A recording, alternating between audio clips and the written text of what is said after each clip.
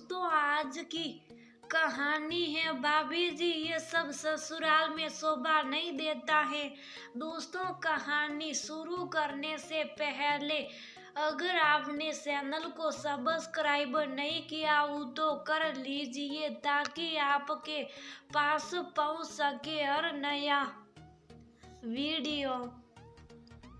रोज रोज ये क्या बीमारी के सौसले लगा रखे हैं, कभी यहाँ दर्द कभी वहाँ दर्द, और आज तो सीधा बुखारी लेकर बैठ गई और दिखाने के लिए थर्मामीटर लगाकर बुखार भी नाप रही हो। घर गृहस्थी के आगे हम औरतें ये छोटी छोटी बीमारियां नहीं देखते। तुम आजकल की लड़कियां जरा सी सींक आई नहीं बिस्तर पकड़ लेती हो, पता नहीं कितनी नाजुक कली हो। निया को थर्मामीटर से बुखार नापते देख सासू माँ कलावंती जी का पारा हाई हो गया और वो वहीं से चिल्लाने लगी और उसमें उनका साथ उनकी बेटी नमिता भी देने लगी। भाभी ये सब ससुराल में नहीं शोभा देता है हमें।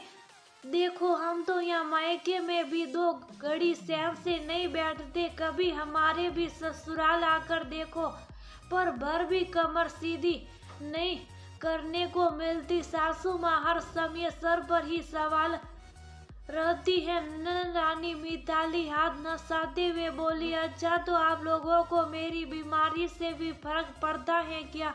बीमार हूँ तो क्या हुआ, घर का काम सारा काम तो मैं ही करूँगी, आप लोगों तो नहीं करने वाली, तो फिर इतना क्यों सुना रही हो? मेरे हाथ में थर्मामीटर देख दिया आप दोनों के हाथ पे वो फूल गए। तो किसी को मेरी बीमारी से फर्क पड़ने वाला है नहीं, तो अपना ख्याल भी तो मैं खुद ही रखूंगी। जीजी, आप तो मुझे ना ही बताइएगा आप अपने ससुराल में क्या क्या करती है। आपकी तारीफों के किस्से तो आपकी सासू माँ खुद ही फोन करके आपकी माँ को बताती हैं।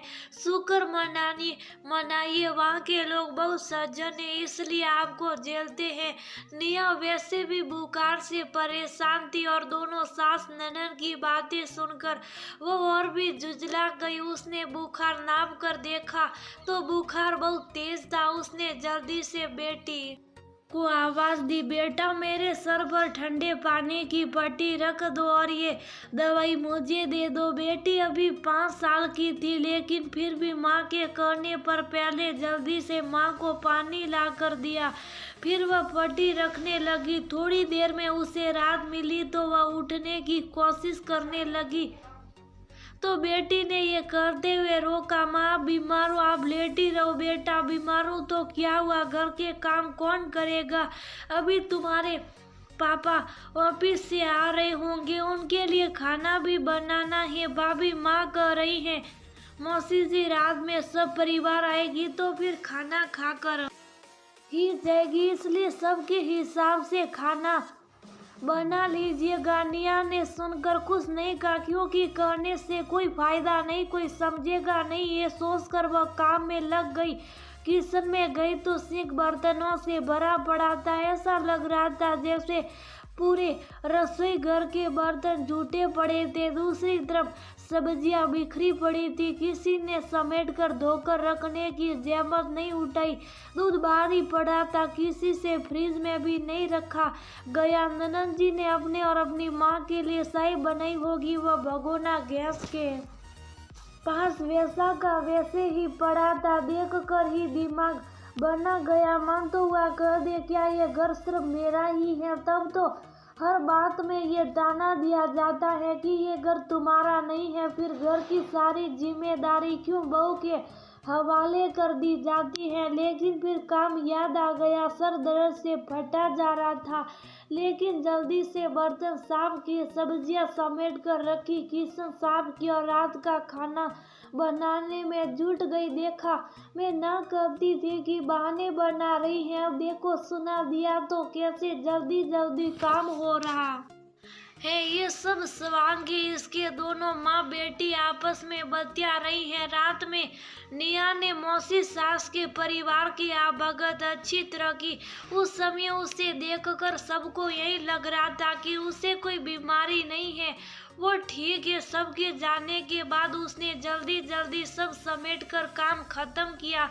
कमरे में जाने लगी तो सासू माँ पति देव के सामने सुनाने लगी, दिन में तुम्हें बड़ी तेज बुखार था, ठंडे पानी की पटिया रखवाई जा रही थी।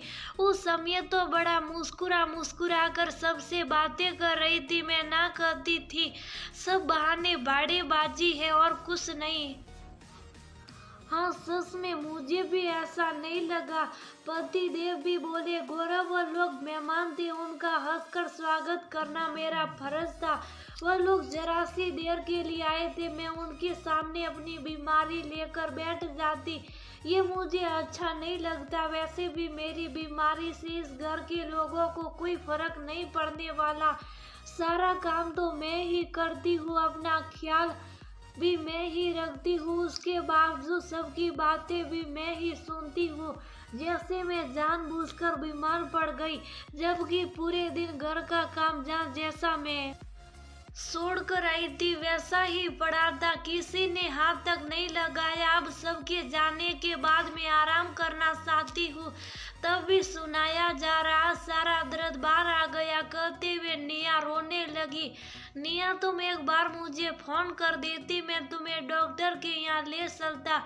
गौरव ने कहा, इस समय आप ये बात कर रहे, उस समय शायद आप भी अपनी माँ बहन के सुर में सुर मिला रहे होते, क्योंकि मेरी तबीयत खराब होती ही आपको लगने लगता है कि मैं बहाने बना रही हूँ। सॉरी निया, आगे से ऐसा नहीं होगा, मैं इस बात का ध्यान रखूंगा। पहले तो इसी समय चलकर डॉक्टर को दिखाकर आते। गौरव उसी समय निया को डॉक्टर के यहाँ लेकर गया। घर आकर उसने निया को पूरा आराम करने के लिए कहा और बोला, तुम घर के कामों की चिंता मत करो, सब मिलकर कर लेंगे, कोई नहीं करेगा तो मैं ऑफिस से छुट्टी ले लूंगा। पति की बात सुनकर निया को संतुष्टि मिली और वह आंखें बंद करके लेट गई। सास ननद अपना सा